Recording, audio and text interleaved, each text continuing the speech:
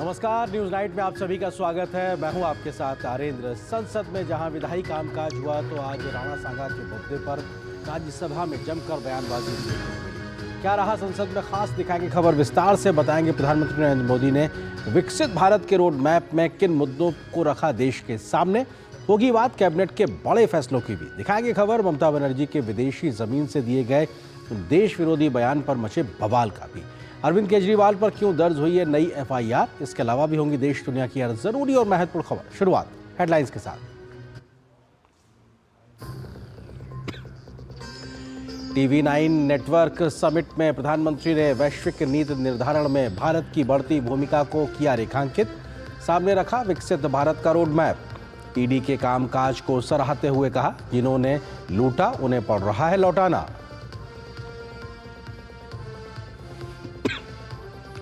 Electronics उत्पादों को बढ़ावा देने के लिए मोदी सरकार ने शुरू की नई स्कीम। बिहार की कोसी मेची नदी जोड़ने की परियोजना पर लगी मोहर। किसानों को उर्वरक पर 37,000 करोड़ से अधिक की सब्सिडी।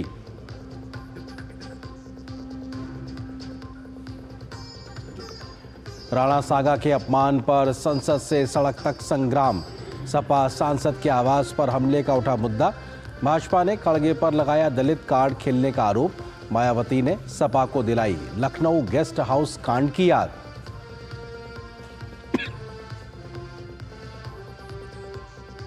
लंदन में ममता बनर्जी ने दिया देश विरोधी बयान। बीजेपी ने देश की छवि का खराब करने का लगाया आरोप।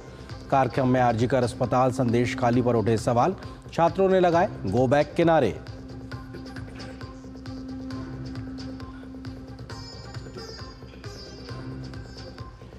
म्यांमार और थाईलैंड में भूकंप ने मचाई जबरदस्त तबाही। जान माल का भारी नुकसान। पीएम मोदी ने जताई चिंता, कहा भारत हर संभव मदद को तैयार।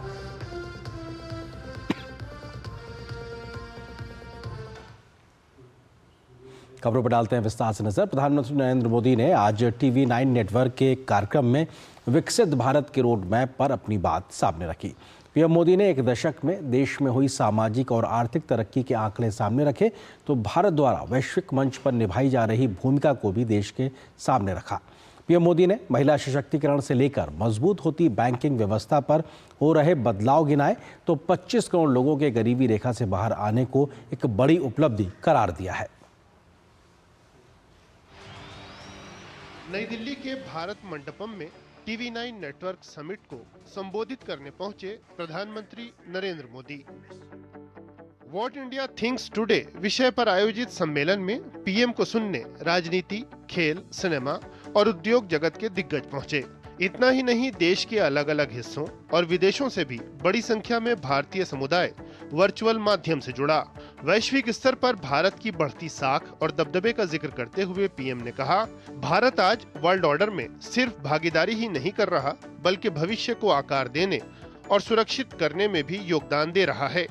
आज ग्लोबल डिसीजन मेकिंग इंस्टीट्यूशंस में भारत ग्लोबल साउथ के देशों की आवाज बन रहा है।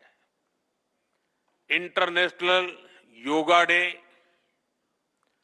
WHO का global centre for traditional medicine, artificial intelligence के लिए ग्लोबल फ्रेमवर्क, ऐसे कितने ही क्षेत्रों में भारत के प्रयासों ने नए वर्ल्ड ऑर्डर में अपनी मजबूत उपस्थिति दर्ज कराई है। पीएम ने एक दशक में देश की जीडीपी डबल होने और 25 करोड़ लोगों के गरीबी से बाहर आने का जिक्र किया। पीएम ने शौचालय निर्माण से लेकर नल से जल तक वो पहल गिनाई जिन्होंने आम आदमी का जीवन बेहतर बनाया है। पीएम ने विदेश नीति के मोर्चे पर राष्ट्र प्रथम के मंत्र को रेखांकित किया। एक जमाने में भारत की पॉलिसी थी सबसे समान रूप से दूरी बनाकर चलो, इक्वी डिस्टेंस की पॉलिसी। आज के भारत की पॉलिसी है सबके समान रूप से करीब होकर चलो, इक्वी क्लोजनेस की पॉलिसी। दुनिया के देश भारत की ओपिनियन को, भारत के इनोवेशन को, भारत के एफर्ट्स को जैसा महत्व आज दे रहे हैं, वैसा पहले कभी नहीं हुआ। पीएम ने कहा कि पिछले 10-11 साल में भारत हर सेक्टर में बदला है, हर क्षेत्र में आगे बढ़ा है। बैंकिंग सेक्टर की मिसाल देते हुए पीएम ने कहा कि बैंकों का एनपीए घटा है, लाभ बढ़ा है। इतना ही नहीं, जिन्होंने लूटा है उन्हें वो लौटाना भी पड़ रहा है। जिस ईडी को दिन रात गालियां दी जा रही है, ईडी ने 22,000 करोड़ रुपए से अधिक वसूले हैं। ये पैसा कानूनी तरीके से उन पीड़ितों तक वापस पहुंचाया जा रहा है जिनसे ये पैसा लूटा गया था। अंतर्राष्ट्रीय सौर गठबंधन, आपदा प्रतिरोधी बुनियादी ढांचे के लिए गठबंधन, सीडीआरआई और महामारी के दौरान देशों को टीके की आपूर्ति। पीएम ने मानवता के काम आने की देश की प्रतिबद्धता का भी विस्तार से जिक्र किया। साथ ही कहा कि ग्लोबल प्लेटफॉर्म पर भारत का सामर्थ्य नई ऊंचाई की ओर बढ़ रहा है। Bureau report, DD news.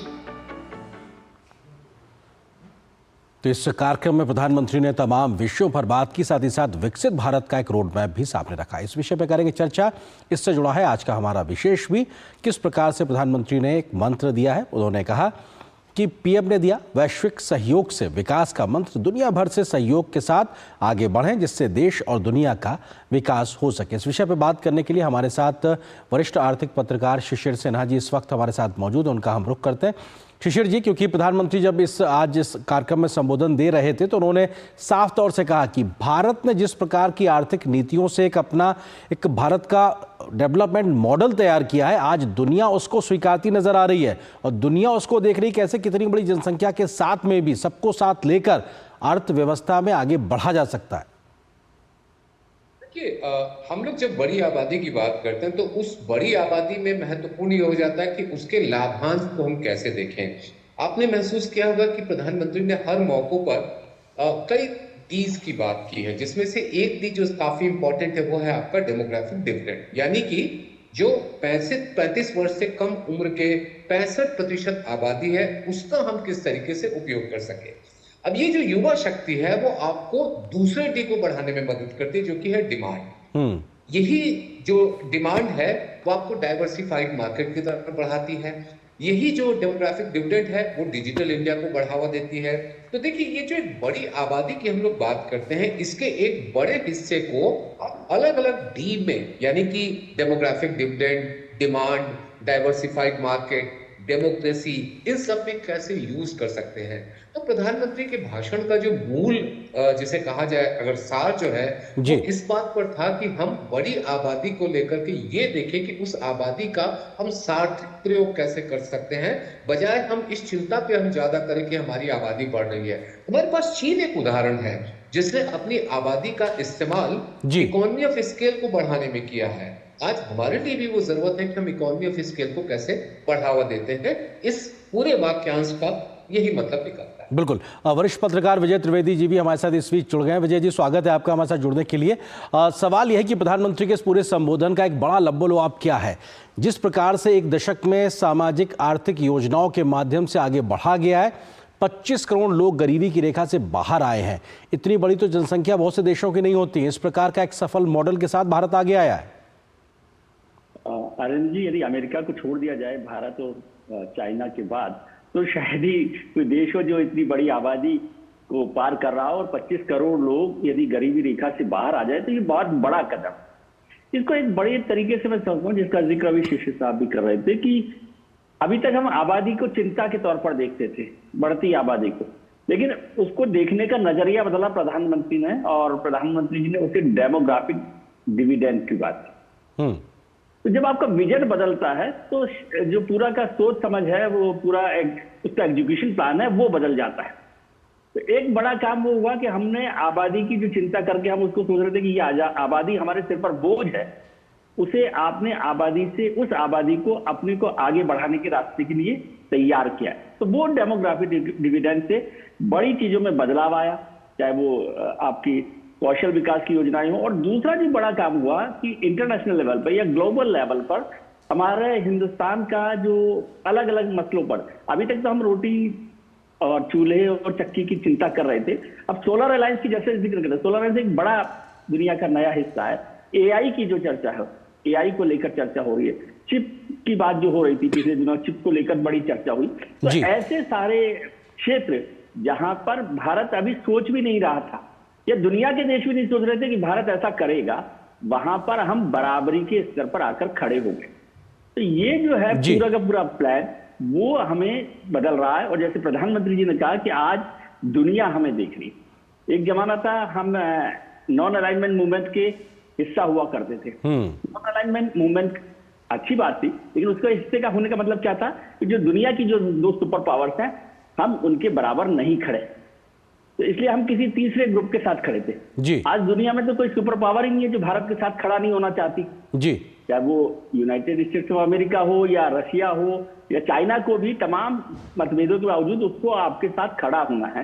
तो ये जो बड़े बदलाव हुए हैं उससे भारत की अंतर्राष्ट्रीय स्तर पर छवि बदली है। और भारत में जो डेमोग्राफिक डिविडेंड है, जिसकी मैं चर्चा हमेशा करता हूं, उससे एक बड़ा बदलाव आया है। बिल्कुल, और भारत एक वैश्विक भूमिका निभाता हुआ भी दिखाई पड़ रहा है। भूमिका निभा रहा है। बिल्कुल। अब फिर से बात करेंगे आप कि युद्ध में आपकी भारत की भूमिका क्या रही, यूक्रेन और रशिया को लेकर या इजराइल और गाजा को लेकर, तो वो अलग मुद्दा होगा। लेकिन फिर भी भारत अंतर्राष्ट्रीय स्तर पर अपनी महत्वपूर्ण भूमिका निभा ही नहीं रहा है।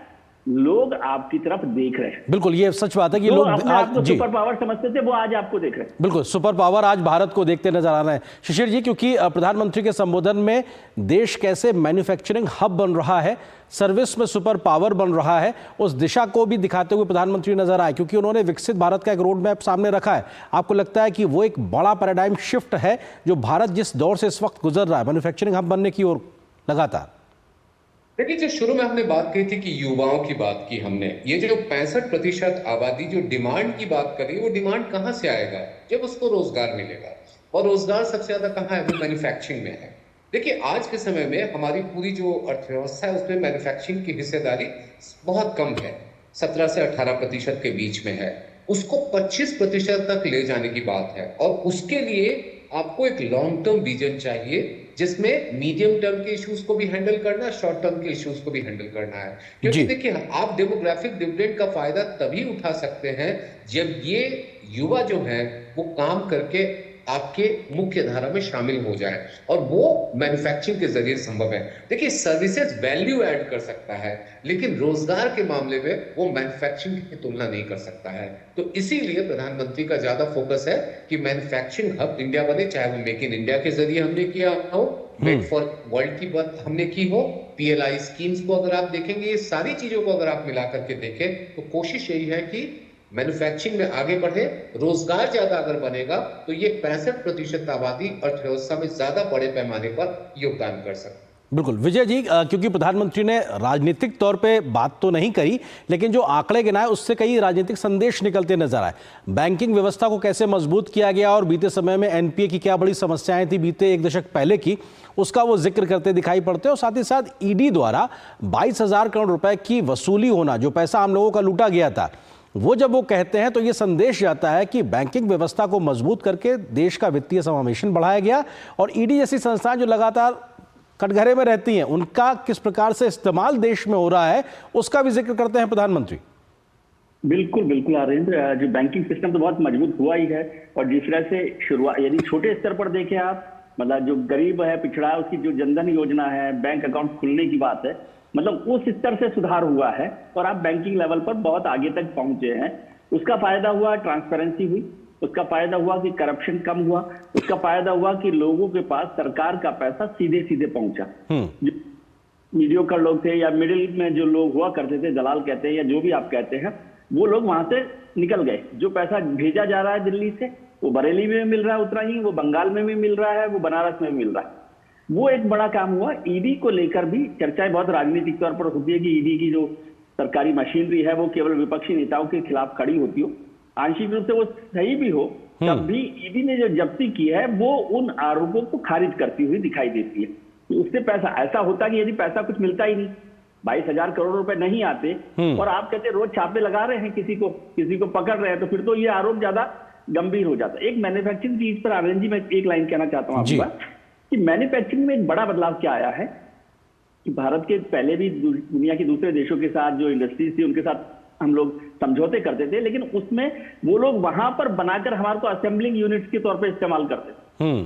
अब इस सरकार में आकर, मोदी सरकार में आने के बाद असेंबलिंग की बजाय हम बराबरी से कर रहे हैं। यदि उनके साथ कोई समझौता करते हैं तो वो हमें टेक्नोलॉजी देते हैं, वो हम लोग यहाँ पर प्रोडक्शन कर रहे हैं, तो उससे रोजगार भी बन रहा है और भारत की आर्थिक व्यवस्था में बदलाव। और पहले होता था कि केवल वो असेंबलिंग के नाम पर हिंदुस्तान को यूज किया करते थे कि वो अपना सारा प्रोडक्ट वहां बेच रहे हैं, उससे पैसे का भी नुकसान होता था। अभी कुछ कंपनियों का मैं नाम नहीं लेना चाहता जो नहीं आ पाई या आने में अटकी हुई है, उसकी बड़ी वजह यह है कि भारत सरकार ने माना कि ये टेक्नोलॉजी हमारे पास होनी चाहिए और उसका जो प्रोडक्शन है वो यहाँ होना चाहिए। और आप उसको देखो, रक्षा क्षेत्र में जो बड़ा बदलाव हुआ मैन्युफैक्चरिंग को लेकर, वो भी एक नई दिशा की ओर ले जाता है।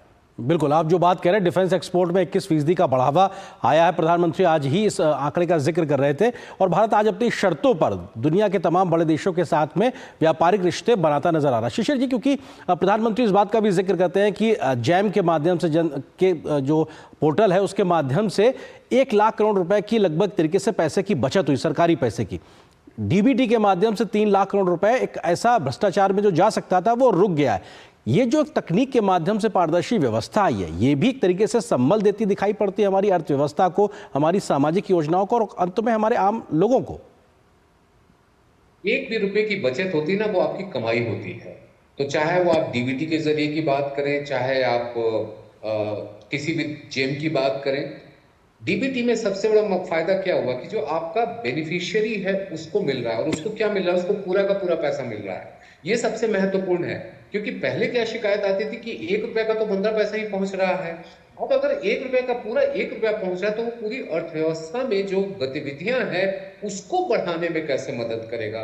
तो मुझे लगता है कि हमको इस बात को समझना होगा, चाहे वो डीबीटी की बात हो, चाहे जेम की बात हो, या फिर किसी और भी स्कीम की बात हो, जहां पर तकनीक के जरिए आप उसको मदद दे रहे हैं, उसको संसाधन दे रहे हैं जो उसका हकदार है।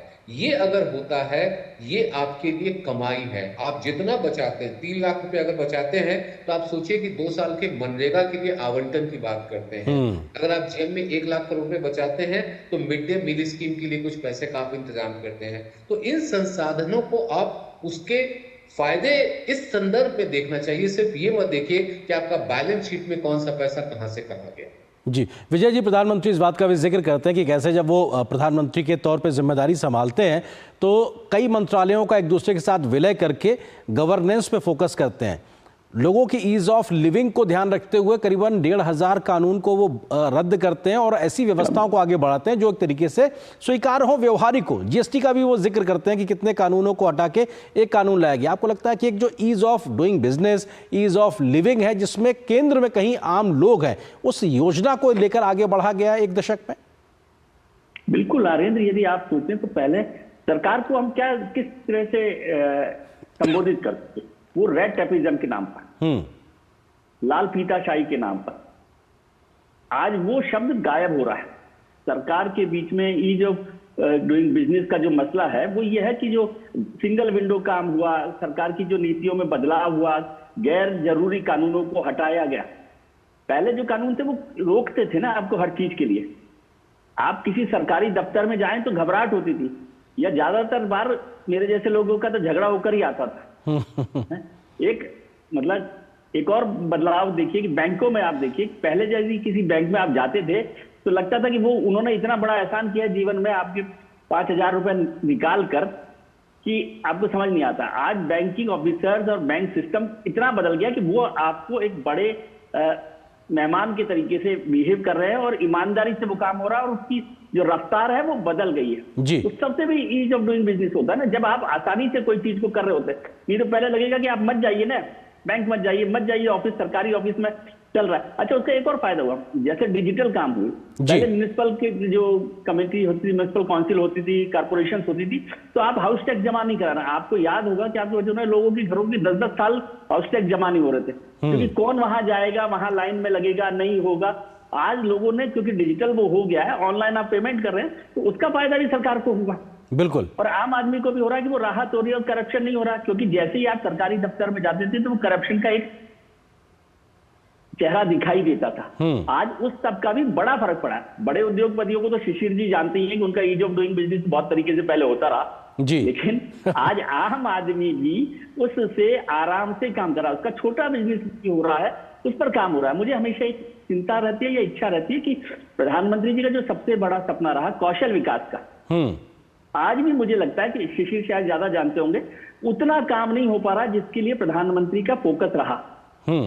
कौशल विकास से यदि बेहतर तरीके से हम काम कर पाए तो शायद और नीतियों पर चर्चा हो सकती है। बाकी मुझे ऐसा लगता है कि कौशल विकास पे जो स्किल डेवलपमेंट है उस पर मिनिस्ट्री, एक तो ये भी हुआ कि मंत्री बहुत बदलते रहे जी। कई बार मैंने मजाक में भी कहा कि मंत्रियों के स्किल डेवलपमेंट की ज्यादा जरूरत है पहले उससे। बिल्कुल, हालांकि लक्ष्य ये है कि भारत को कैसे ह्यूमन रिसोर्स की कैपिटल बनाया जाए, उस दिशा में ही शायद कौशल विकास को लेकर लगातार आगे बढ़ा जा रहा है। फिलहाल वक्त इतनी अनुमति दे रहा है। आप दोनों मेहमानों का बहुत बहुत शुक्रिया हमारे साथ जुड़ने के लिए, इस खबर पर विस्तार से बात करने के लिए बहुत शुक्रिया आप दोनों का। फिलहाल यहाँ पर एक छोटे से ब्रेक के लिए रुकते हैं और ब्रेक के उस पार जब वापस आएंगे तो आपको खबर दिखाएंगे कि कैबिनेट के क्या रहे आज के अहम फैसले। इस खबर पे होगी विस्तार से नजर एक छोटे से ब्रेक के बाद।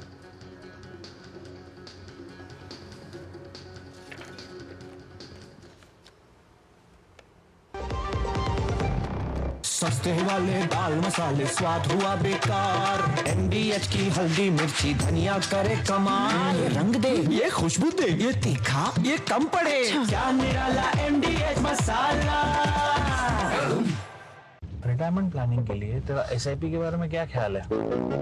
रिटायरमेंट अभी तो पूरी लाइफ बाकी है यार।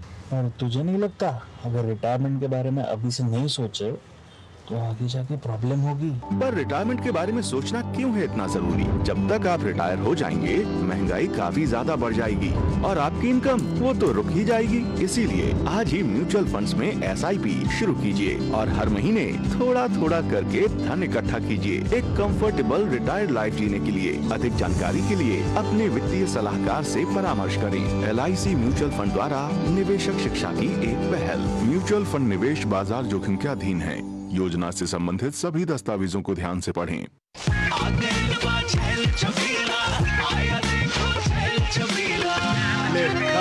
अच्छा भैया, मेरी गाय को भी अपने हाथों से चारा खिला दो। अरे खिलाई देते हैं। क्या हो गया? पूरा का पूरा गांव यहाँ आ गया। अच्छा भैया, इसी हाथ से चारा खिलाते हो, तभी तो आपके गाय भैंसों की ब्याज सबसे ज्यादा है। अरे पगले, ये चमत्कार इस हाथ का नहीं, हाथ में जो कपिला पशु आहार है उसका है, जो पशुओं की सेहत अच्छी रखता है और ब्याज भी बढ़ाता है। ले जाओ।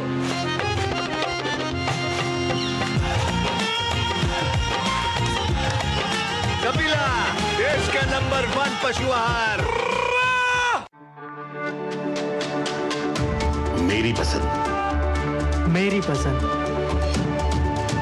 मेरी पसंद, मेरी पसंद, हमारी पसंद, हम सबकी पसंद।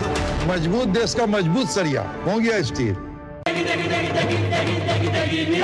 MDH की देगी मिर्च, देगी मिर्च का तड़का, अंग अंग फड़का। MDH की देगी मिर्च। मोदी सरकार ने आज कई अहम फैसले लिए हैं। केंद्रीय कैबिनेट ने इलेक्ट्रॉनिक कंपोनेंट मैन्युफैक्चरिंग स्कीम को मंजूरी दी है, तो बिहार में कोसी नदी की बाढ़ को नियंत्रित करने के लिए कोसी नदी को मेची नदी से जोड़ने की परियोजना को भी मंजूरी दी है। मोदी सरकार ने किसानों को खाद पर मिलने वाली सब्सिडी के लिए 37,000 करोड़ रुपए से ज्यादा की रकम को मंजूरी दी, तो बिहार में एक नए नेशनल हाईवे को भी आज अनुमति मिली है। देश की इलेक्ट्रॉनिक्स आपूर्ति श्रृंखला को आत्मनिर्भर बनाने के लिए मोदी सरकार ने अहम फैसला लिया है। कैबिनेट ने कुल 22,919 करोड़ रुपए की इलेक्ट्रॉनिक्स कंपोनेंट मैन्युफैक्चरिंग योजना को मंजूरी दी है। इस योजना का उद्देश्य देश में एक मजबूत इकोसिस्टम तैयार करना है, जिससे घरेलू और वैश्विक स्तर पर बड़े निवेश आकर्षित किए जा सके। इस योजना के तहत 59,350 करोड़ रुपए का निवेश आकर्षित होने की उम्मीद है, जिससे 4,56,500 करोड़ रुपए मूल्य के उत्पादों का उत्पादन होगा। इसके अलावा इस योजना से 91,600 लोगों को सीधे रोजगार मिलेगा, जबकि अप्रत्यक्ष रूप से भी बड़ी संख्या में रोजगार के अवसर सृजित होंगे। इलेक्ट्रॉनिक्स मैन्युफैक्चरिंग में पिछले 10 वर्षों में ऐतिहासिक ग्रोथ हुई है। ये ऐतिहासिक ग्रोथ अगर आप नंबर्स में देखना चाहें प्रोडक्शन 10 वर्षों में 5 गुना बढ़ा है, 5 times, 17% CAGR. Export बढ़ा है 6 गुना. Now electronics has become among the top 3 items in the export of goods. और केवल इस स्कीम से डायरेक्टली एम्प्लॉयमेंट जनरेट होगा करीब 1 लाख. इस योजना में विभिन्न कंपोनेंट्स और सब असेंबली के लिए अलग अलग प्रोत्साहन दिए जाएंगे. इसकी अवधि 6 साल की होगी. इसके साथ ही एक अन्य अहम फैसले में कैबिनेट ने खरीफ फसलों 2025 के लिए उर्वरकों पर पोषक तत्व आधारित सब्सिडी दरों को मंजूरी दे दी है. किसानों को उचित दरों पर उर्वरक उपलब्ध कराने के लिए खरीफ 2025 के लिए कुल 37,216 करोड़ रुपए से अधिक की सब्सिडी दी जाएगी. इस साल भी लगभग 1,75,000 करोड़ रुपए की सब्सिडी किसानों को सस्ता खाद उपलब्ध कराने के लिए मोदी सरकार ने दी है. और खरीफ के सीजन में, केवल खरीफ के सीजन की बात कर रहा हूँ, ये सस्ती और सब्सिडी वाली खाद देने के लिए 37,216 करोड़ रुपया विशेष रूप से सब्सिडी दी जाएगी. इसके साथ ही कैबिनेट ने बिहार की कोसी मेची अंतर्राज्यीय लिंक परियोजना को प्रधानमंत्री कृषि सिंचाई योजना त्वरित सिंचाई लाभ कार्यक्रम के तहत शामिल करने को मंजूरी दी है. इस परियोजना की अनुमानित लागत 6,282 करोड़ रुपए से अधिक है. इसके जरिए खरीफ सीजन में 2 लाख हेक्टेयर से अधिक क्षेत्र में अतिरिक्त सिंचाई सुविधाएं मुहैया हो जाएगी. लिंक परियोजना से बिहार के अररिया, पूर्णिया, किशनगंज और कटिहार जिलों में किसानों को फायदा मिलेगा. बड़े प्रोजेक्ट पे आता हूँ. बिहार में है हाईवे का प्रोजेक्ट है. ये प्रोजेक्ट है पटना से सासाराम आरा होते हुए सासाराम को जोड़ने वाला प्रोजेक्ट. खास बात है जो बहुत इंटरेस्टिंग पॉइंट है वो ये है कि 5 नेशनल हाईवेज और 4 स्टेट हाईवेज को ये जोड़ता है. तो इमेजिन कितनी बड़ी ये आर्टरी की तरह बिहेव करेगा ये project. This will significantly reduce congestion. Project 2 phases में होगा. कैबिनेट में केंद्रीय कर्मचारियों और पेंशनर्स के महंगाई भत्ते में 2% की बढ़त की है. ये बढ़त 1 जनवरी 2025 से लागू होगी. इस बढ़त के साथ अब केंद्रीय कर्मियों का महंगाई भत्ता 55% हो गया है. इस फैसले से 6,614 करोड़ रुपए का अतिरिक्त बोझ सरकार को उठाना पड़ेगा. शैलेंद्र मिश्र के साथ ब्यूरो रिपोर्ट, डीडी न्यूज. तो वहीं कैबिनेट के फैसले में इलेक्ट्रॉनिक कंपोनेंट्स मैन्युफैक्चरिंग स्कीम को मंजूरी पर प्रधानमंत्री ने सोशल मीडिया साइट एक्स पर अपनी प्रतिक्रिया दी है. उन्होंने लिखा, आत्मनिर्भरता को बढ़ावा देने और भारत को इलेक्ट्रॉनिक कंपोनेंट्स मैन्युफैक्चरिंग का केंद्र बनाने के लिए एक मजबूत प्रोत्साहन. इलेक्ट्रॉनिक कंपोनेंट्स मैन्युफैक्चरिंग स्कीम के लिए कैबिनेट की मंजूरी निवेश को आकर्षित करेगी और रोजगार सृजन को बढ़ावा देगी. ये नवाचार को भी प्रोत्साहित करेगा. प्रधानमंत्री ने कैबिनेट के अन्य फैसलों को लेकर भी अपनी प्रतिक्रिया दी. उन्होंने इन तमाम फैसलों से देश को होने वाले फायदे और लोगों को मिलने वाले फायदे के लिए अपनी बात सामने रखी है. बात अगली खबर की करते हैं. संसद के दोनों सदनों में आज प्रश्नकाल में कई मंत्रालयों से संबंधित महत्वपूर्ण सवाल जवाब हुए. विदेश मंत्री ने लोकसभा में आज पाकिस्तान में अल्पसंख्यकों पर हो रहे अत्याचार के मामले पर बयान दिया तो कांग्रेस नेता शशि थरूर का भी समर्थन सरकार को मिलता दिखाई पड़ा. स्वास्थ्य से जुड़े मुद्दों पर जेपी नड्डा ने सरकार के आंकड़े गिनाए तो साइबर सुरक्षा पर केंद्रीय मंत्री अश्विनी वैष्णव ने सरकार के कदम गिनाए. कृषि मंत्री ने भी किसानों के लिए सरकार के द्वारा उठाए गए कदमों को विस्तार से सदन के सामने रखा. विदेश मंत्री एस जयशंकर ने शुक्रवार को लोकसभा में बताया कि पड़ोसी देश पाकिस्तान में अल्पसंख्यकों के हालात चिंताजनक हैं और भारत की इस पर करीबी नजर है. लोकसभा में एक प्रश्न के जवाब में विदेश मंत्री ने कहा कि हम पाकिस्तान में अल्पसंख्यकों के साथ हो रहे व्यवहार पर बहुत बारीक से नजर रखते हैं. विदेश मंत्री ने बताया कि फरवरी 2005 में हिंदू समुदाय के खिलाफ अत्याचार के 10 मामले और सिख समुदाय से संबंधित 3 घटनाएं हुई. इसके साथ ही ईसाई समुदाय पर अत्याचार का मामला सामने आया है. विदेश मंत्री ने बताया कि इन मामलों को अंतर्राष्ट्रीय स्तर पर उठाया है. यूएन में भारत के प्रतिनिधि ने बताया कि पाकिस्तान एक ऐसा देश है जहां मानवाधिकारों का हनन, अल्पसंख्यकों का उत्पीड़न और लोकतांत्रिक मूल्यों का व्यवस्थित क्षरण राज्य की नीतियां हैं. Our representative at the UN Human Rights Council pointed out that Pakistan is a country where, I quote him, where human rights abuses, persecution of minorities and systematic erosion of democratic values are state policies. They constitute state policies which brazenly harbors UN-sanctioned terrorists. एक अन्य सवाल के उत्तर में स्वास्थ्य मंत्री JP Nadda ने कहा कि मोदी सरकार ने रिकॉर्ड संख्या में नए एम्स अस्पताल खोले हैं. बिहार सहित पूरे देश में हेल्थ इंफ्रास्ट्रक्चर को बेहतर किया जा रहा है। यहाँ पहले भी मैंने इस हाउस में कहा, मैं आज भी कह रहा हूँ, we are not going to compromise with the quality of all Indians of medical sciences. हमने स्टेट का हॉस्पिटल नहीं खोलना है और सारे एमपी हमसे एम्स क्यों मांग रहे हैं? वो एम्स इसलिए मांग रहे हैं कि AIIMS is a brand and that brand has to be maintained, we have to go. उधर राज्यसभा में एक सवाल के उत्तर में केंद्रीय मंत्री अश्विनी वैष्णव ने कहा कि साइबर अटैक एक बड़ी चुनौती है, इससे निपटने के लिए कई स्तर पर काम हो रहा है। कई तरह के जो आईटी एक्ट के अंदर प्रावधान है उनको मजबूत किया गया है। साथ ही साथ जो भारत की नई न्याय संहिता बनी है उसमें भी नए प्रावधान किए गए, जिसमें साइबर क्राइम्स को, जहां पर भी साइबर क्रिमिनल्स कुछ अटेम्प्ट करते हैं उनके ऊपर बड़ा पनिशमेंट हो। इसके साथ ही प्रश्नकाल में किसानों से जुड़े मुद्दे पर केंद्रीय मंत्री ने उत्तर दिए। गौरतलब है कि दोनों सदनों में शुक्रवार को प्रश्नकाल पूरा चला, जिसमें कई अहम सवालों के उत्तर दिए गए। राजेश राज और शैलेंद्र मिश्र के साथ कुमार आलोक, डीडी न्यूज। और संसद में बीते कई दिनों से लगातार विधायी कामकाज देखने को मिल रहा है और आज भी दोनों सदनों में जरूरी विधेयकों पर चर्चा हुई। लोकसभा में भारतीय पत्तन विधेयक 2025 पेश किया गया, जिसका मकसद एकीकृत बंदरगाह विकास को बढ़ावा देने और समुद्री व्यापार को आसान बनाने पर फोकस है। तो उधर राज्यसभा में वायुयान वस्तुओं में हित संरक्षण विधेयक 2025 पेश किया गया। इस बिल के जरिए सरकार अंतर्राष्ट्रीय समझौतों को कानूनी प्रभाव देने का प्रयास कर रही है।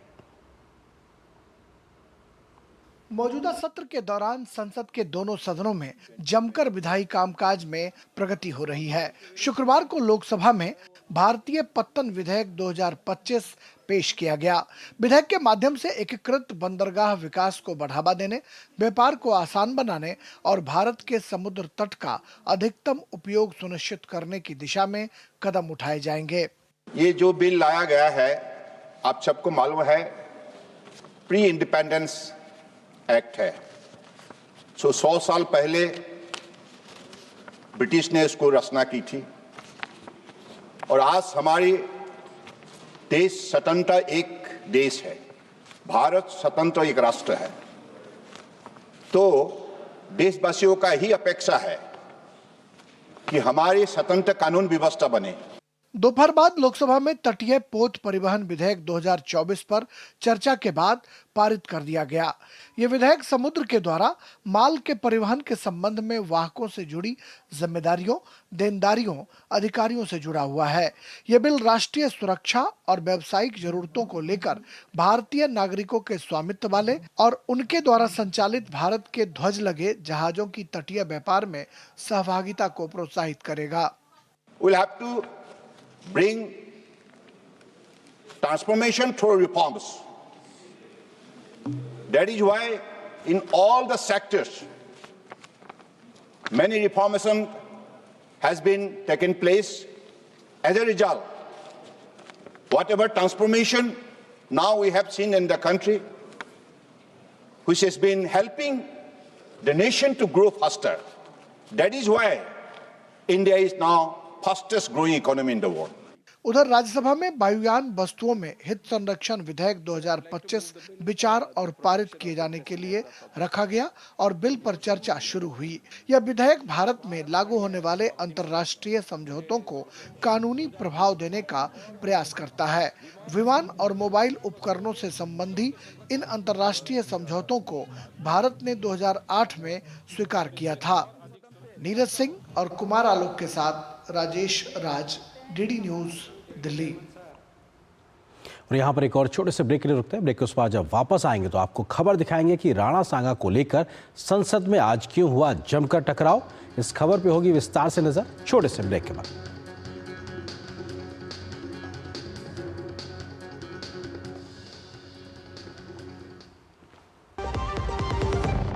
MDH का किचन किंग किचन में हो तो हम सब कुछ बना सकते हैं। बैंगन का भरता, आलू गोभी, भिंडी मसाला और भी बहुत कुछ। MDH जिंदगी की हर छोटी बड़ी जरूरत के लिए आप जो सपने सजाते हैं, बस उसी उम्मीद को तो हम सहारा लगाते हैं। SIP आपकी सेविंग्स को आपकी खातिर काम पर लगाएगी। आज ही अपनी पहली SIP की शुरुआत करें। अधिक जानकारी के लिए अपने वित्तीय सलाहकार से परामर्श करें। LIC म्यूचुअल फंड द्वारा निवेशक शिक्षा की एक पहल। म्यूचुअल फंड निवेश बाजार के जोखिम के अधीन है। योजना से संबंधित सभी दस्तावेजों को ध्यान से पढ़ें। कैसे धंधा बढ़ेगा, कैसे गल्ला चलेगा, कैसे टाइकून बनेगा, ये काफी नहीं बेटा, स्कूटर है तेरा कब रॉकेट बनेगा। सिर्फ नींबू मिर्ची लगाने से बिजनेस बढ़ता तो हर बड़ा बिजनेस यही करता है। बिजनेस बढ़ता है क्रेडिट से। अपनी दुकान में क्रेडिट ऑन UPI अपनाओ। कस्टमर्स को UPI पे क्रेडिट मिलेगा तो कस्टमर्स बढ़ेंगे और उनकी शॉपिंग भी। क्या समझे? अपने पेमेंट पार्टनर से संपर्क करें। जब धरती चीर कर निकलता है लोहे का पत्थर और मिलता है मोंगिया के जोश से, फिर तपता है, पिघलता है और बनता है फौलाद। अब होता है सरिया सारी खूबियों के साथ। मोंगिया स्टील, मजबूत देश का मजबूत सरिया। गोल्डी मसाले के 100 ग्राम के स्पेशल पैक्स में फ्रेशनेस लॉक है। ऐसे गोल्डी मसाले जहां जाएं रिश्ते बनाएं।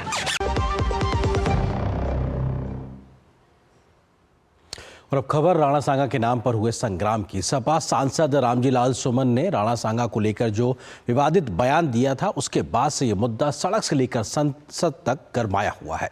आज राज्यसभा में सत्ता पक्ष और विपक्ष की ओर से जमकर इस मामले में बयानबाजी हुई तो राज्यसभा के अध्यक्ष ने भी किसी भी महानायक के अपमान को गलत बताया है। मल्लिकार्जुन खड़गे ने सपा सांसद की सुरक्षा की मांग तो की, लेकिन सपा सांसद की गलत बयानी को गलत नहीं बताया। बीजेपी ने सपा और कांग्रेस को देश के महानायकों के अपमान के लिए घेरा और वोट बैंक की राजनीति करने का गंभीर आरोप लगाया है। राणा सांगा का अपमान, संसद से सड़क तक संग्राम। जिस महान योद्धा राणा सांगा के शौर्य की कहानी गर्व का विषय होना चाहिए था, आज उस पर विवाद हो रहा है। सपा सांसद रामजीलाल सुमन के राणा सांगा पर की गई विवादित टिप्पणी पर विवाद बरकरार है। राज्यसभा में भी राणा सांगा को लेकर खूब हंगामा हुआ। भाजपा सदस्यों और मंत्रियों ने इस मामले में बिना शर्त माफी की मांग की। सदन में पक्ष और विपक्ष के बीच तीखी नोक-झोंक हुई। सभापति जगदीप धनखड़ ने सदन में मर्यादित आचरण करने की बात कहते हुए कहा कि राणा सांगा राष्ट्रभक्ति के प्रतीक हैं और उनके बारे में की गई अमर्यादित टिप्पणी स्वीकार नहीं की जा सकती। I would urge everyone, we have heroes all over. We have Shivaji, we have Rana Sanga, we have Maharana Pratap, number of them and in every communities we have. As members of this house, we will maintain highest rectitude when it comes to sensitive issues. Rajya Sabha में विपक्ष के नेता मल्लिकार्जुन खड़गे ने कहा कि किसी महापुरुष का अपमान नहीं होना चाहिए, लेकिन सपा सांसद के विवादित बयान पर दलित कार्ड खेलकर उनका बचाव करने की कोशिश जरूर की। इस पर संसदीय कार्य मंत्री किरेन रिजिजू ने खड़गे की टिप्पणी की निंदा करते हुए कहा कि ये जाति या धर्म का मुद्दा नहीं है। वहीं बीजेपी सांसद राधा मोहन दास अग्रवाल ने नेता प्रतिपक्ष को दलित कार्ड खेलने के लिए घेराव किया। आपके बात से सहमत है, लेकिन इन्होंने वो मुद्दा उठाकर एक पे जान मारने की कोशिश करते हैं, उसके घर पे जाते हैं और उसकी गाड़ी तोड़ते हैं, घर तोड़ते हैं। ये अपमानजनक जो दलितों के खिलाफ हो रहा, ये कभी नहीं सहन करेंगे। किसी को कैसे मंजूर होगा जो भाषा और जिस लहजे में माननीय सदस्य जी ने राणा सांगा के बारे में बोला है, विशेष करके जो इंडी गठबंधन है कि नेता कांग्रेस पार्टी को भी मैं अनुरोध करता हूं, आप भी खुले तौर पर ऐसे स्टेटमेंट का खंडन कीजिए। और चेयरमैन साहब ने जो ऑब्जर्वेशन किया है, कोई भी रीजन, कोई भी जाति का नेशनल हीरो को अपमान नहीं करना चाहिए, देश में भी और इस सदन में भी। मैं मरते मरते मर जाऊंगा, लेकिन मैं अपनी बात वापस नहीं लूंगा। यह बताता है कि जो कुछ उन्होंने कहा था, सोच समझ के कहा था, होशो हवास में कहा था, नियोजित तरीके से कहा था। और यह जो संपूर्ण इंडी ठगबंधन है, ये इस इंडी ठगबंधन की मानसिकता को द्योतक करता है। राणा सांगा पर सड़क से लेकर संसद तक संग्राम जारी है। सपा सांसद के विवादित बयान से नाराज एबीवीपी के कार्यकर्ताओं ने लखनऊ में समाजवादी पार्टी के खिलाफ जमकर विरोध प्रदर्शन किया। वहीं रामजी लाल सुमन के आवास पर करणी सेना के हमले का सपा प्रमुख अखिलेश यादव ने निंदा की, तो बसपा सुप्रीमो मायावती ने 2 जून 1995 को लखनऊ स्टेट गेस्ट हाउस कांड की याद दिलाते हुए तंज कसा और सपा को राजनीतिक रोटी नहीं सेकने की सलाह दी। वहीं रामजी लाल सुमन अपने बयान पर अड़े हुए हैं। हम उपराष्ट्रपति जी से मिले थे, अपनी तकलीफ बताई थी, करना क्या है उनका काम, हमारा नहीं। देश के महानायकों के अपमान को लेकर सपा बुरी तरह घिर गई है, लेकिन अब सपा और उसकी सहयोगी कांग्रेस इस मुद्दे पर माफी मांगने के बजाय दलित कार्ड खेलने की कोशिश कर रही है, जो पूरी तरह राजनीति से प्रेरित है। कुमार आलोक और राजेश राज के साथ bureau report, DD news. Mamata Banerjee ने लंदन से देश विरोधी बयान दिया, जिसके बाद देश में राजनीति गरमा गई है। ममता बनर्जी ने देश की बढ़ती आर्थिक ताकत पर सवाल खड़े किए तो बीजेपी ने ममता बनर्जी को जमकर घेरा है। छात्रों के एक समूह ने लंदन में कार्यक्रम के दौरान ममता बनर्जी के खिलाफ विरोध प्रदर्शन किया। कांग्रेस ने भी ममता बनर्जी पर देश की छवि खराब करने का आरोप लगाया। इससे पहले कई बार इस तरीके की घटनाएं हुई हैं जब राहुल गांधी विदेशी सरजमी से भारत के खिलाफ बयान देते रहे। इस बार ममता बनर्जी ने दिया है। पश्चिम बंगाल की मुख्यमंत्री ममता बनर्जी ने विदेशी जमीन पर देश विरोधी बयान दिया है, जिसके बाद राजनीति गरमा गई है। ममता बनर्जी लंदन की ऑक्सफोर्ड यूनिवर्सिटी के केलॉग कॉलेज में भाषण देने पहुंची थी, जहां उन्होंने एक सवाल के जवाब में भारत को बड़ी आर्थिक शक्ति बनने के मुद्दे पर कुछ ऐसा बोला कि हंगामा हो गया। India has already overtaken the UK. We are now the 6th largest economy. India is the 5th largest economy. Soon it will be the 3rd largest economy in the world. By 2060, I predict it will be the #1 economy in the world. And India as a country. So I will defer that. Mamata Banerjee की इस बयान पर BJP ने कड़ी आपत्ति जताते हुए कहा है कि पीएम मोदी का विरोध करते करते ममता बनर्जी अब भारत का विरोध करने लगी हैं। मोदी जी के नेतृत्व में जो अर्थव्यवस्था बढ़ रहा है, IMF कह रहा है, लेकिन दुर्भाग्य है कि ममता बनर्जी और टुकड़े टुकड़े गैंग जब विदेश जाते हैं तो भारत को अपमानित करने का काम करते हैं। ये दुर्भाग्यपूर्ण। ये तो पहले से मालूम था, मैंने भी बोला था कि ममता बनर्जी लंदन जा रहे हैं, भाषण देंगे तो वहाँ के लोग पूछेंगे आरजीकर में क्या हुआ। आज आरजीकर जैसा घटना तो पूरा बंगाल में हो रही है। ये क्या चल रहा है समाज में, ये सबको मालूम है। तो वो अगर प्रश्नों कोई करेगा उत्तर देना है। इसीलिए मैंने इनको नाम दिया भारत बदनाम करो मंडली, इनके अध्यापक राहुल गांधी। क्योंकि राहुल गांधी भी जब विदेशी धरती पे जाते हैं तो वो कहते हैं कि भारत में लोकतंत्र जीवित नहीं है। और इसी क्रम में ममता बनर्जी ने भी आज यही बात कही। ममता बनर्जी के बयान पर सिर्फ भाजपा ही नहीं, कांग्रेस ने भी सवाल खड़े किए और देश की छवि विदेश में खराब नहीं करने की नसीहत दे डाली। मेरी राय ये है, मेरा विचार है कि अंतर्राष्ट्रीय छवि भारत की नहीं खराब होनी चाहिए। तो जब कोई बाहर जाए स्टडी या लेक्चर देने जो भी हो, तो उस समय विदेश में नेताओं का विरोध नहीं होना चाहिए, अभिव्यक्ति करने देना चाहिए। ममता बनर्जी के लंदन के इस कार्यक्रम के दौरान स्टूडेंट फेडरेशन ऑफ इंडिया यानी कि SFI के छात्र नेताओं ने ममता से आरजीकर मेडिकल कॉलेज से जुड़े मुद्दे पर सवाल किए और उनके भाषण का विरोध किया। SFI UK के छात्रों ने ममता गो बैक के नारे भी लगाए। इस विरोध प्रदर्शन और देश विरोधी टिप्पणी के बाद TMC बचाव की मुद्रा में नजर आ रही है। इंडिया तो सचमुच थर्ड पावर नहीं हुआ। हम तो अमेरिका, चीन ये सब देश का बहुत पीछे है और अभी भी हम 5th पावर है। तो बढ़वा करने का क्या जरूरत है? ममता जी जो बोले हैं ठीक बोले हैं। She has stuck to the truth. विदेशी धरती से देश विरोधी बयान देने का ये पहला मामला नहीं है। इससे पहले कांग्रेस नेता राहुल गांधी कई बार विदेशों से देश विरोधी बयान देते रहे हैं और उसी परिपाटी को अब ममता बनर्जी आगे बढ़ाती नजर आ रही हैं। Bureau report, DD news.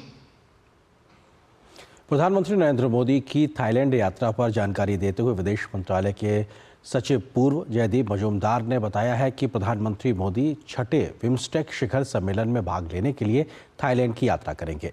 इस दौरान प्रधानमंत्री 3 से 4 अप्रैल तक थाईलैंड की आधिकारिक यात्रा पर होंगे।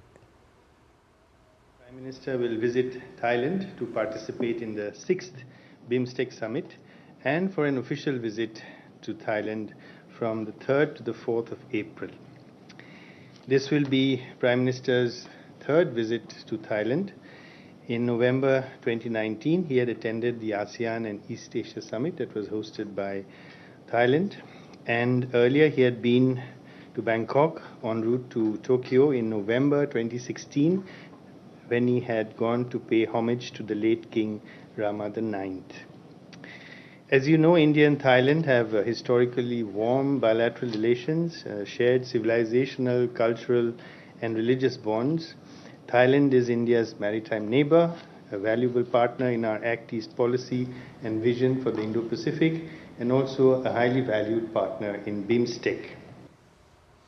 प्रधानमंत्री मोदी की श्रीलंका यात्रा पर जानकारी देते हुए विदेश सचिव विक्रम मिस्री ने बताया कि बैंकॉक में बिम्स्टेक शिखर सम्मेलन के बाद प्रधानमंत्री 4 से 6 अप्रैल तक श्रीलंका की यात्रा करेंगे। प्रधानमंत्री मोदी श्रीलंका के राष्ट्रपति अनुराग कुमार दिसानायके के निमंत्रण पर श्रीलंका का दौरा करेंगे।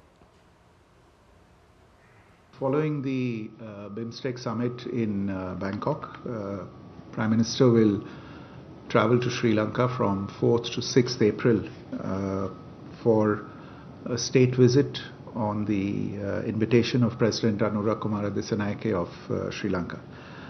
You would all recall that President Dissanayake had visited New Delhi in December of 2024 on his first overseas visit after taking office as president. And now Prime Minister Modi is returning this visit by becoming the first foreign leader to be hosted by President Dissanayake in his capacity as President of Sri Lanka. और यहाँ पर एक और छोटे से break के लिए रुकते हैं। ब्रेक के उस पार जब वापस आएंगे खबर दिखाएंगे कि संभल कर की गई आज नमाज अदा, क्योंकि आज जुमे की आखिरी अलविदा की नमाज थी और संभल से लेकर तमाम जगहों पर संवेदनशील इलाकों में खाली सुरक्षा व्यवस्था की गई। क्या है पूरी खबर, विस्तार से नजर छोटे से ब्रेक के बाद।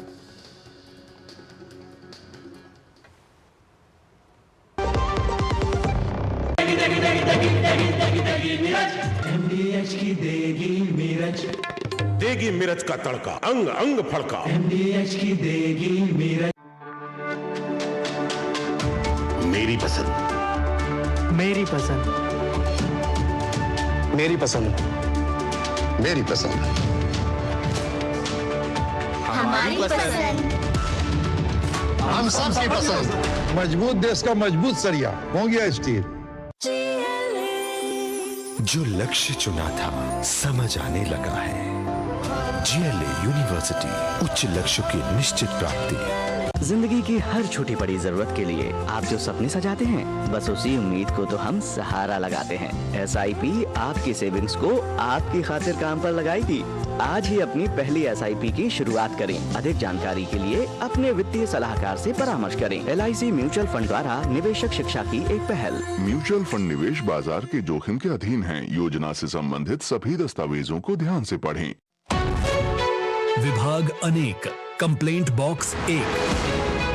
किसी भी सरकारी दफ्तर, विभाग या बैंक से जुड़ी शिकायत के लिए pgportal.gov.in पर जाएं, रजिस्टर करें, संबंधित विभाग चुनें, शिकायत दर्ज करें और ट्रैकिंग ID नोट करें।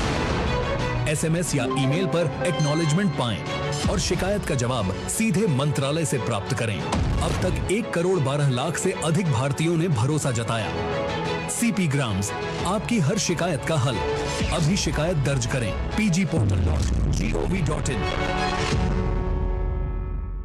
गोल्डी मसाले के 100 ग्राम के स्पेशल पैक्स में फ्रेशनेस, लॉक, ऐसे गोल्डी मसाले जहां जाएं रिश्ते बनाएं। और ब्रेक के बाद खबरों में आगे बढ़ें उससे पहले नजर डालते हैं कि बुलेटिन में अभी तक किन बड़ी खबरों पर हमने डाली है नजर, उससे आपको रूबरू कराते हैं। आपको पहली खबर बताया कि प्रधानमंत्री ने रखा विकसित भारत का रोड मैप। इस खबर से हमने आपको रूबरू कराया। इसके अलावा कैबिनेट के अहम फैसले क्या थे, इस खबर पे भी हमने विस्तार से नजर डाली। राणा सांगा को लेकर संसद में कैसे हुआ है टकराव, इस पर खबर पे भी हमने विस्तार से जानकारी आपके साथ साझा की। अब बढ़ते हैं अगली खबर की ओर। ईद से पहले आज आखिरी जुमे की अलविदा की नमाज थी, जिसको लेकर तमाम राज्यों में संवेदनशील इलाकों में भारी पुलिस व्यवस्था की गई थी। यूपी के संभल, लखनऊ, कानपुर जैसे इलाकों में सुरक्षा के पुख्ता इंतजाम किए गए थे, तो अन्य राज्यों में भी पुलिस मुस्तैदी से काम करती नजर आई। कहीं से भी किसी प्रकार की कोई अप्रिय घटना की खबर नहीं आई है। All India Muslim personal law board ने वक्फ बिल के विरोध में आज काली पट्टी बांधकर नमाज अदा करने की अपील की थी, जिसके बाद वक्फ बिल पर जेपीसी के अध्यक्ष ने इस प्रकार के विरोध को पूरी तरीके से गैर जरूरी बताया है। रमजान चल रहा है और ईद आने वाली है। अलविदा जुम्मे की नमाज शुक्रवार को शांतिपूर्वक हुई संपन्न। जुम्मे की नमाज में मुस्लिम समुदाय में दिखा खासा उत्साह। जुम्मे की नमाज में पूरी तरह से रहा शांतिपूर्ण माहौल। स्थानीय लोगों और मस्जिद प्रबंधन समितियों ने प्रशासन का किया पूरा सहयोग। उत्तर प्रदेश में अलविदा की नमाज के मौके पर पूरे सूबे की पुलिस अलर्ट पर रही। सभी जिलों में पुलिस प्रशासन मुस्तैद दिखी। लखनऊ में सुरक्षा के विशेष इंतजाम किए गए। प्रमुख मार्गों पर सीसीटीवी कैमरे लगाए गए। मेरठ, सहारनपुर, संभल, मुरादाबाद, बदायूं, गाजियाबाद, नोएडा, हापुड़, प्रयागराज, कानपुर, अलीगढ़, हाथरस, आगरा, कासगंज, फिरोजाबाद, लखनऊ, सीतापुर, बाराबंकी और गोरखपुर में शांतिपूर्वक नमाज अदा की गई। संभल की शाही जामा मस्जिद में अलविदा जुम्मा की नमाज त्रिस्तरीय सुरक्षा व्यवस्था के बीच शांतिपूर्वक संपन्न हुई। सदर कोतवाली क्षेत्र में स्थित जामा मस्जिद में अलविदा जुम्मे की नमाज पढ़ने के लिए काफी संख्या में लोग शामिल हुए। नमाज के मद्देनजर संभल को 11 जोन तथा 28 सेक्टर में बांटा गया था, जिस पर 29 सेक्टर मजिस्ट्रेट तैनात किए गए थे। जिलाधिकारी डॉक्टर राजेंद्र पैंसिया ने सहयोग और सौहार्द बनाए रखने के लिए लोगों का धन्यवाद किया। अलविदा की नमाज कुशलता के साथ संपन्न हुई है और सभी लोगों ने पूर्ण सहयोग किया है। आमजन ने सहयोग किया है। पुलिस प्रशासन पूरी तरह अलर्ट था और सारी सुरक्षा और शांति बनाए रखने का जो हमारा दायित्व था, हमारे सब लोगों ने एक टीम स्पिरिट के साथ, टीम संभल के साथ निभाया। उसी का ये परिणाम है। वहीं इस मौके पर वक्फ बिल के विरोध में all India Muslim personal law board ने काली पट्टी बांधकर नमाज अदा करने की अपील की थी, जिसका कई जगहों पर असर देखा गया। इसे जेपीसी अध्यक्ष जगदम्बिका पाल ने गलत बताया। अभी अमेंडेड बिल आया नहीं सदन में और उसके बाद आप अभी जंतर मंतर पे धरना कर रहे हैं, पटना में कर रहे हैं और फिर कम से कम इस पवित्र रमजान के महीने में अलविदा के दिन भी राजनीति कर रहे हैं और मुसलमानों को गुमराह कर रहे हैं, लोगों को आंदोलन पैदा कर रहे हैं, लोगों को ट्रेड यूनियन की तरीके से काली पट्टी बांधने की राय दे रहे हैं, जो मनसाए से साफ है कि कहीं न कहीं पूरे देश में एक अव्यवस्था कायम करने की। ईद से पहले अलविदा के जुम्मे पर देश भर में पुलिस और प्रशासन ने सुरक्षा के पुख्ता इंतजाम किए थे। मस्जिदों और ईदगाहों में कड़ी सुरक्षा की व्यवस्था की गई थी। संवेदनशील स्थानों पर अतिरिक्त पुलिस बलों की तैनाती की गई थी। ड्रोन कैमरों से पूरे इलाके की निगरानी की गई। पुलिस ने मस्जिदों और ईदगाहों के आसपास सघन चेकिंग अभियान चलाया। प्रमुख धार्मिक स्थलों के बाहर बैरिकेडिंग की गई। भीड़ को नियंत्रित करने के लिए विशेष इंतजाम किए गए। नमाज के बाद भी पुलिस अलर्ट रही और विभिन्न इलाकों में गश्त जारी रखी गई। Bureau report, DD news. और यहाँ पर एक और छोटे से ब्रेक के लिए रुकते हैं।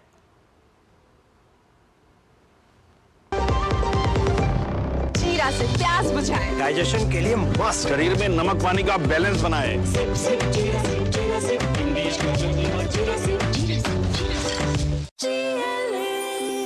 जो लक्ष्य चुना था समझ आने लगा है। जीएलए यूनिवर्सिटी, उच्च लक्ष्य की निश्चित प्राप्ति।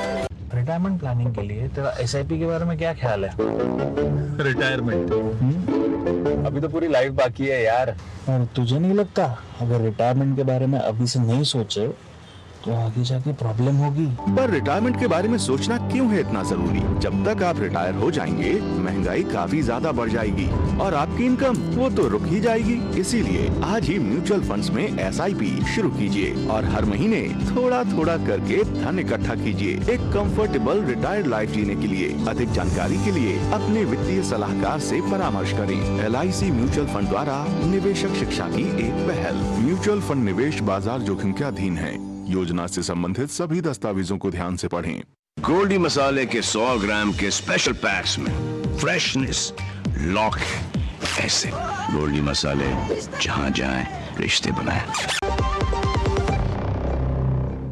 खबर नेपाल की। नेपाल में समाप्त हो चुकी राजशाही की बहाली के लिए काठमांडू में आयोजित एक रैली के दौरान राजशाही समर्थकों और पुलिस के बीच जमकर झड़प हुई। प्रदर्शनकारियों ने प्रतिबंधित क्षेत्र में प्रवेश किया, साथ ही न्यू बनेश्वर की ओर भी बढ़े, जहां संसद सत्र चल रहा है। प्रदर्शनकारियों ने कई घरों में आग लगा दी और कई निजी संपत्तियों को भी नुकसान पहुंचाया। पुलिस ने उन्हें तितर बितर करने के लिए पानी की बौछार की और आंसू गैस के गोले भी छोड़े हैं। इस दौरान पुलिस और प्रदर्शनकारियों के बीच में झड़प हुई है, जिससे प्रदर्शनकारियों के साथ ही कई पुलिस वाले भी घायल हुए हैं। इसके बाद जिला प्रशासन कार्यालय काठमांडू ने शाम 4 बजे से रात 10 बजे तक कई क्षेत्रों में कर्फ्यू लगा दिया है। पुलिस ने किसी भी तरह की सभा, रैली, प्रदर्शन पर फिलहाल रोक लगा दी है।